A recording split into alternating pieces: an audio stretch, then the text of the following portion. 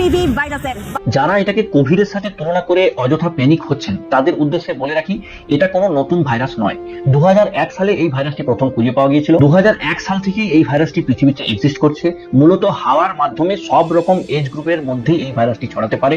বিশেষ করে শীতকাল এবং বসন্তকালে এই ভাইরাসের সংক্রমণ বেশি পরিলক্ষিত হয়। এবার দেখো, আমি এতক্ষণ যে ডেফিনেশন গুলো দিলাম এটা কিন্তু 2001 সালে খুঁজে পাওয়া HMPV ভাইরাস। এবার চায়নাতে যে ভাইরাসের কথা বলা হচ্ছে, এটা কি এর কোনো ভেরিয়েন্ট নাকি উন্নত কোনো ভেরিয়েন্ট, এটা অফিসিয়ালি জানা যায়নি।